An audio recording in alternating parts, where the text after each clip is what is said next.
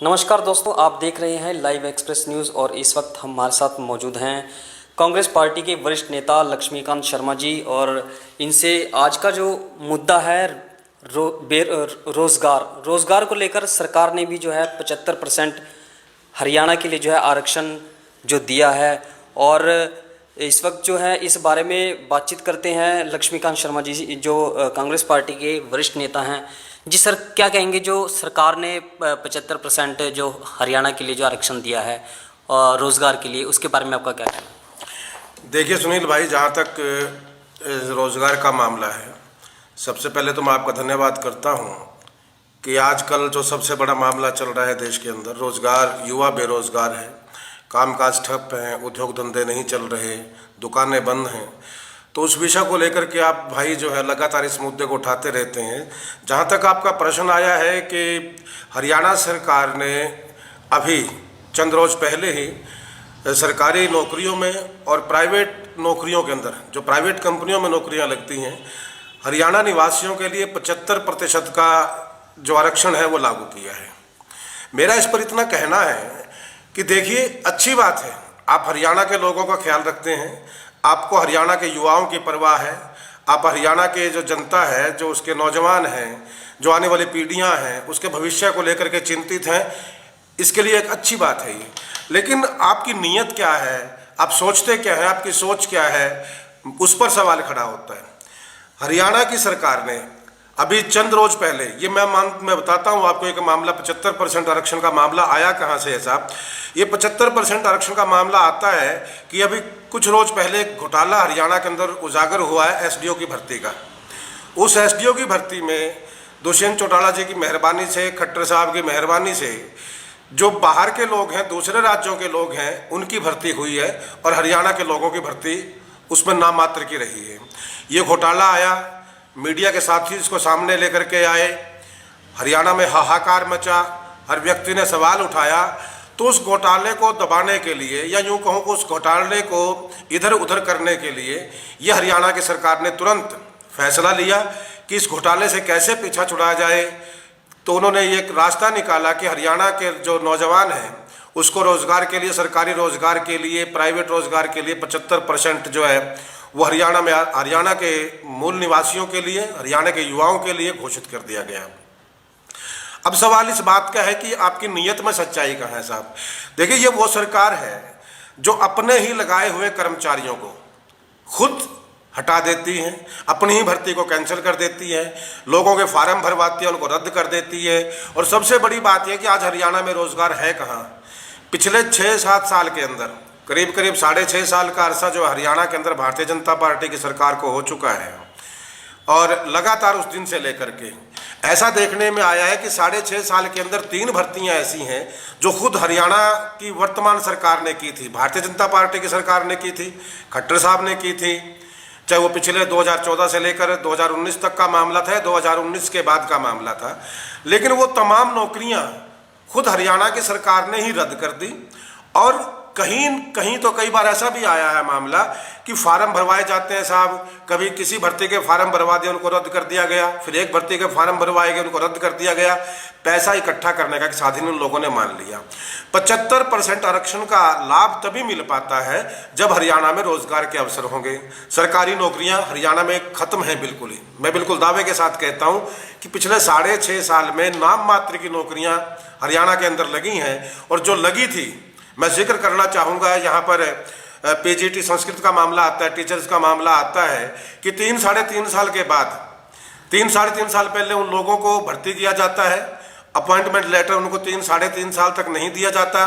और आप लोगों को मालूम होगा, पूरे देश की जनता ने देखा है कि बड़ौदा का जब उपचुनाव था, वहाँ पर भी उन संस्कृत के पीजीटी टीचरों ने खूब जो है वहाँ प्रदर्शन किया है, सीएम सिटी करनाल में प्रदर्शन किया है। तो जब उस भर्ती को इन लोगों ने, उनको चिट्ठियां नहीं दी, उनको अपॉइंटमेंट नहीं दी, उनको ज्वाइन नहीं करवाया गया, और अब मुझे पता चला है, जो मेरे संज्ञान में मामला आया है, कि खट्टर सरकार ने उन पीजीटी संस्कृत टीचर का जो भर्ती को ही रद्द कर दिया गया है साहब। एक मामला 2019 का है, जब जींद का उपचुनाव था हरियाणा के अंदर, तब तमाम जो उस टाइम आचार संहिता लगी थी चुनाव के दौरान में, उस आचार संहिता को धत्ता बताते, उसकी धज्जियां उड़ाते हुए हरियाणा की सरकार ने ग्रुप डी में नौकरियां लगाई थी और उसके अंदर पीजीटी जो पीएचडी लोग थे, जो एमए लोग थे, ग्रुप डी में उनको भर्ती किया गया था और उसी भर्ती में कोटा था स्पोर्ट्स कोटा। अब मुझे पता चला है, जहाँ तक मेरे संज्ञान में मामला आया है, कि सरकार ने जो स्पोर्ट्स कोटे की जो ग्रुप डी में भर्ती 2019 में की थी उसको रद्द कर दिया गया साहब। इसी तरीके से फार्म भरवाए जाते हैं, रद्द कर दिए जाते हैं। पहली सरकार है, ये पहली सरकार मैं मानता हूं कि आज तक होता क्या था कि दूसरी सरकारें भर्ती करती थी, अगली सरकार किसी इलविल के तहत उसको हटा देती थी या वो कोर्ट से हट जाते थे। और साहब कांग्रेस ने तो ऐसा भी किया है, देखिए कि जब दूसरी सरकारों ने कर्मचारियों को हटाया है तो कांग्रेस की सरकार बनने के पश्चात पिछली सरकार के हटाए गए कर्मचारियों को कांग्रेस ने अपने शासन में समायोजित किया है, उनको अलग अलग पदों पर नियुक्तियां दी हैं। तो कांग्रेस ने कभी किसी का रोजगार नहीं छीना, लेकिन ये पहली सरकार है जो दूसरी सरकारों की भर्ती को तो छोड़िए साहब, अपनी खुद की भर्ती की हुई को कैंसिल कर देते हैं, खुद की नौकरियां निकालते हैं, खुद ही उनको रद्द कर देते हैं। तो ये लोग 75% की बात कैसे कर सकते हैं। प्राइवेट सेक्टर का मामला आता है साहब, प्राइवेट सेक्टर हरियाणा में है कितना। मैं मुख्यमंत्री खट्टर साहब से और दुष्यंत चौटाला साहब से पूछना चाहता हूं, क्या वो बताएंगे कि हरियाणा में कितना प्राइवेट सेक्टर है, कितनी फैक्ट्रियां हैं, कितने लोग जो है कारखाने हरियाणा के अंदर लगाए गए। फैक्ट्रियां बंद कर दी गई, कारखाने बंद कर दिए गए। जो कांग्रेस के राज में फैक्ट्री और कारखाने कंपनियां हरियाणा के अंदर आई थी उनको भी बंद कर दिया गया, ज़्यादातर बंद कर दी गई। तो कहाँ पे रोजगार आप दोगे। और दूसरा मामला देखिए साहब, मैं कुछ बात कहूँ तो मामला कांग्रेस और भारतीय जनता पार्टी का आ जाता है, मामला अपोजिशन का आ जाता है। मैं अभी देख रहा था, आज की एक खबर है कि केंद्रीय वित्त मंत्री हैं सीतारमण जी, निर्मला सीतारमण जी हैं, जिन्हें वैसे तो खैर कुछ पता होता नहीं क्या बोलना है क्या नहीं बोलना है, लेकिन मैं उनका एक बयान पढ़ रहा था, उन्होंने किसी अखबार में दिया है, शायद टेलीविजन चैनल पर उनका बयान वो चला हो। इस 75% आरक्षण पर उन्होंने कहा है कि हरियाणा कैसे आरक्षण दे सकता है, यानी कि जिस पार्टी की सरकार हरियाणा में है वही पार्टी की जो केंद्रीय मंत्री है वही 75% आरक्षण पर जो हरियाणा ने दिया है, दुष्यंत चौटाला और खट्टर साहब ने दिया है, उसी आरक्षण पर केंद्रीय मंत्री सीतारमण जी सवाल उठाती हैं।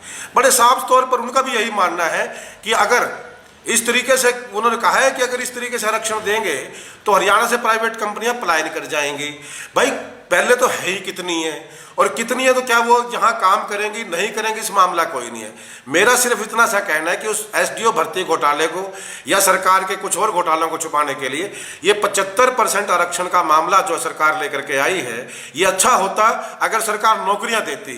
मगर मैं दावे के साथ कह सकता हूँ कि ना प्राइवेट सेक्टर में और ना ही सरकारी सेक्टर में आज सरकार के पास कोई रोजगार नहीं है, कोई संसाधन नहीं है, नौकरियां है नहीं है। और जब नौकरियां ही नहीं है तो आरक्षण किस बात का भाई, किसको आरक्षण दोगे आप। जो सरकारी में है उन्हीं को ही निकाला जा रहा है या उनको भी एडजस्ट किया जा रहा है। बिल्कुल साहब, बहुत से लोगों को सरकारी नौकरियों से, बैंकों में देख लीजिए आप, छटनी कर दी गई है।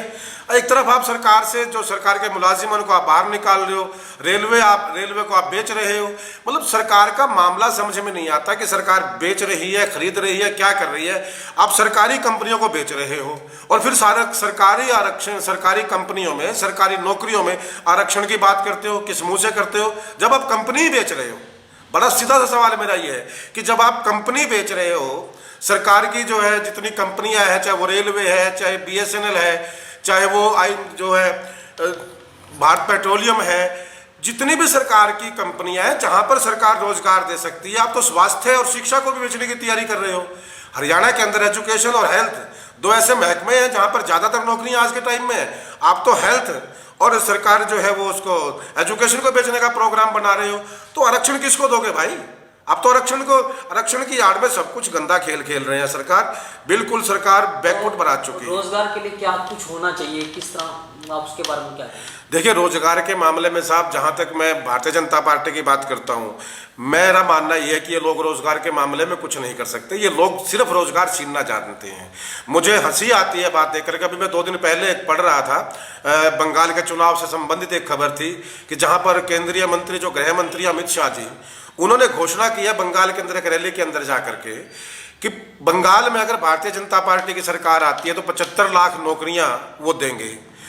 पहली बात तो यह क्या बंगाल में 75 लाख नौकरियां हैं, वाकई में हैं, इतनी नौकरियां वहां पर हैं। पहला सवाल तो मेरा ये है। दूसरा सवाल ये है कि बंगाल में 75 लाख नौकरियां क्या इसी हिसाब से देंगे जैसे उत्तर प्रदेश में नौकरियां दी हैं? क्या बंगाल में 75 लाख नौकरियां इसी हिसाब से देंगे कि जिस तरीके से 2014 में नरेंद्र मोदी ने कहा था कि हर साल 2 करोड़ रोजगार हिंदुस्तान में देंगे युवाओं को, क्या उसी तरीके से देंगे?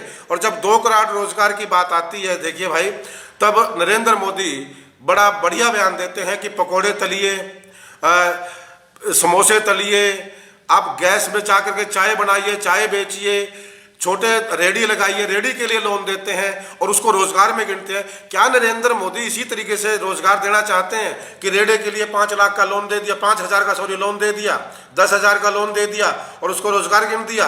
मतलब 2 करोड़ रोजगार कहना बड़ा आसान है, 2 करोड़ रोजगार आए कहाँ भाई? हाँ, 2 करोड़ रोजगार लोगों के छीने जरूर हैं, चाहे वो सरकारी कर्मचारी हटाए गए हैं, चाहे वो फैक्ट्रियां बंद की गई हैं, चाहे वो कोरोना के आड़ में सब कुछ किया गया है। मैं दावे के साथ कहता हूं कि 2 करोड़ रोजगार देना तो बहुत दूर की बात है, 2 करोड़ रोजगार हिंदुस्तान से युवाओं से छीने गए हैं और उनको रोजगार के नाम पर सिर्फ यही कहा गया कि पकोड़े तलो और समोसे बनाइए, कचौरी बनाइए, पराठे बनाइए, चाय बनाइए।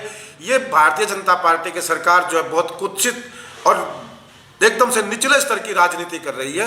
और 75 लाख नौकरियों का जो नारा है, मैं बंगाल के लोगों को कहना चाहूँगा आपके माध्यम से, आपका चैनल है बहुत दूर तक जाता है, बंगाल के लोगों से अनुरोध करना चाहूँगा कि जब अमित शाह या नरेंद्र मोदी जी आपके बीच में आए, कल मोदी साहब वहाँ पर जा रहे हैं बंगाल के अंदर, बंगाल के लोग उनसे जरूर पूछें कि केंद्र की सरकार ने 2 करोड़ लोगों को, 2 करोड़ का मतलब 5 साल में 10 करोड़ लोगों को रोजगार दिए या नहीं दिए, और दिए तो किस क्षेत्र में दिए, और अगर दिए हैं तो किन किन लोगों को कहां दिया? सरकार को श्वेत पत्र जारी करना चाहिए।